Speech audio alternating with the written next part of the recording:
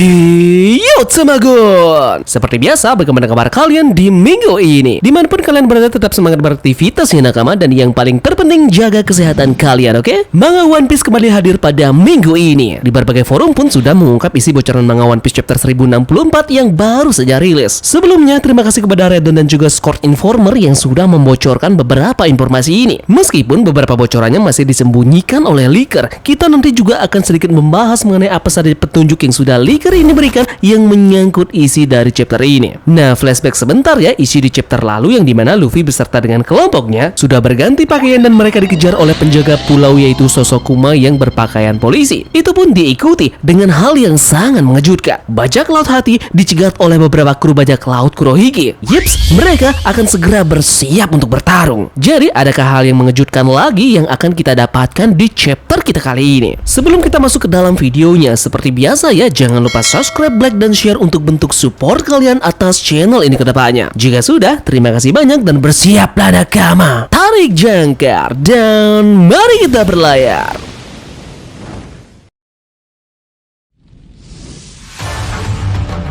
Chapter One Piece 1064 kita kali ini diberi judul Fase Lab Egghead. Dalam chapter kita kali ini tentunya mendapatkan cover story lanjutan dari chapter sebelumnya. Masih mengisahkan perjalanan tanpa emosi dari Jerman 66 dan kali ini ada pada volume 23. Kali ini sudah terlihat siapa dalang dibalik dibekukannya kota coklat. Tepat sesuai dengan prediksi Tamagon pada teori kemarin yang mengatakan bahwa Aokiji bersama dengan Van Augur yang telah menculik puding. Kita bisa melihat di sini adanya dua bayangan yang berada di kota coklat.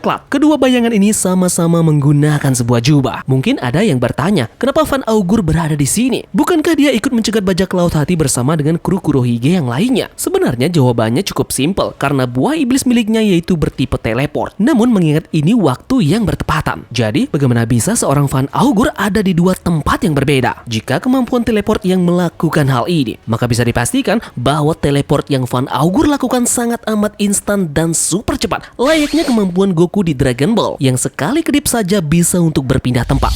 Bocoran pertama pada chapter kali ini yakni pertarungan antara Law dan juga Blackbeard masih berlangsung. Law menggunakan kemampuan amputate, namun Blackbeard berhasil untuk menangkisnya. Sesaat mereka bertarung, puding disandra di kapal Blackbeard dan telah membangunkan mata ketiganya. Gadis ini pun juga menyatakan bahwa Big Mom benar-benar dinyatakan telah mati. Jadi dengan matinya Big Mom, berarti bisa jadi kemungkinan rekannya yaitu Kaido juga akan mengalami hal yang serupa. Nah, dalam chapter ini, pertarungan antara klub Blackbeard dan juga Law masih berlangsung. Jadi kita di chapter ini akan diperlihatkan bagaimana pertarungan dari mereka dan ini tidak akan screen of fight. Di sisi lain, dalam markas Angkatan Laut, Akainu mendengar tentang pertarungan yang sedang berlangsung antara Law dan juga Kurohige di Winner Island. Mungkin bisa jadi Angkatan Laut di sini bisa saja akan mengambil alih keuntungan dari pertarungan antara mereka berdua. Angkatan Laut bisa saja akan mengganggu mereka nanti.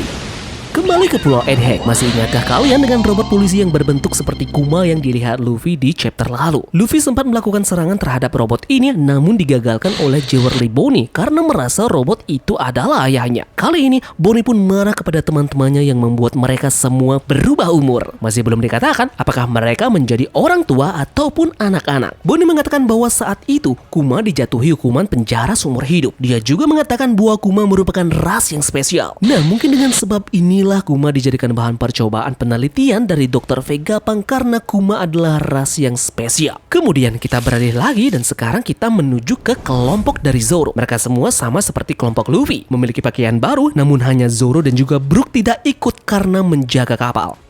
Di akhir chapter 1064, Saka Punk 01 berbicara dengan Dragon. Saka mengatakan bahwa Vegapunk kemungkinan akan segera mati. Wait, ada apakah ini? Mengapa Vegapunk Saka berbicara kepada Dragon? Apakah ada konspirasi bahwa Vegapunk benar-benar adalah bagian dari pasukan elit dari revolusioner? Tidak ketinggalan informasi penting lainnya bahwa di minggu depan chapter akan libur alias tidak rilis.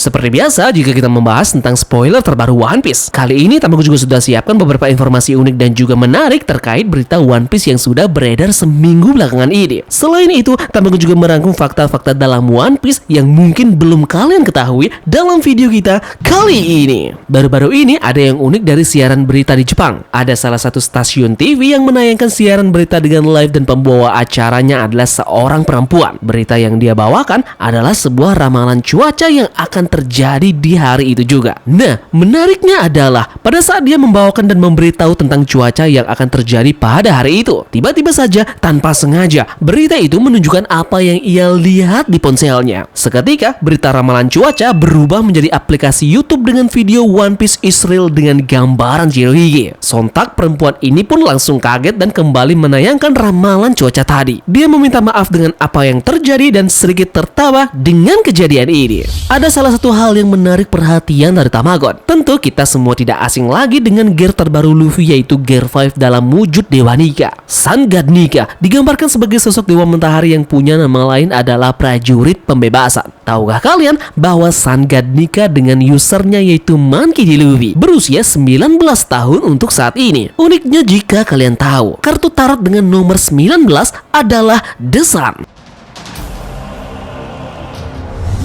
Nah, sedetail inikah Eiichiro Oda menjelajah dan menciptakan Luffy dengan perubahan Sun God Nika-nya? Eiichiro Oda sempat meminta maaf terkait dengan beberapa hal kesalahan dari chapter 1062 yang rilis beberapa minggu yang lalu. Adapun kesalahan sketsa yang dibuat oleh Eiichiro Oda antara lain bahwa adanya warna rambut Serapim Kuma yang tadinya adalah berwarna hitam pekat. Nah, ini harusnya berwarna putih sama seperti Serapim yang lainnya. Kemudian yang kedua adalah pembaca sempat dibuat kebingungan dengan nama cloningan yang dimiliki oleh Vegapunk yaitu Atlas. Dalam chapter 1062, Atlas diperkenalkan dengan nama Punk 06 yang ada pada bajunya. Ini berbeda dengan perkataan yang dilontarkan oleh salah satu dari CP0 yaitu Rob Lucci kepada teman-temannya. Dia mengatakan bahwa Atlas ini adalah cloningan dengan kode Punk 05. Jadi sekarang dikonfirmasi langsung oleh Eiichiro Oda bahwa Atlas yang kita lihat adalah cloningan berkode Punk 05. Nah, untuk semua kesalahan ini akan diperbaiki dalam volume One Piece yang akan dirilis nanti.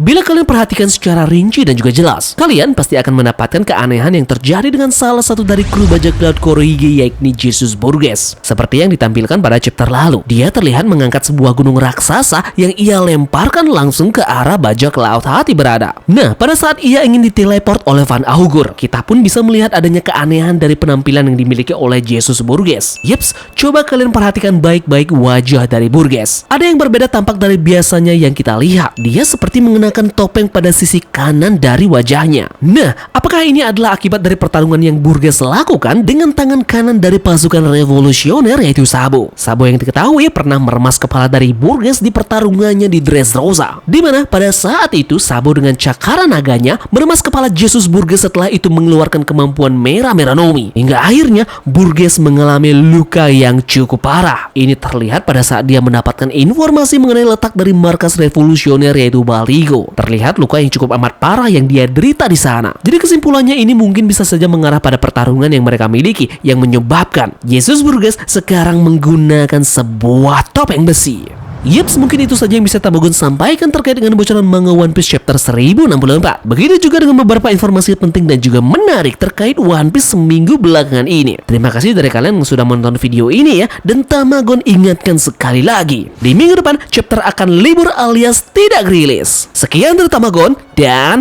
turunkan jangkar. Mari kita berlabuh.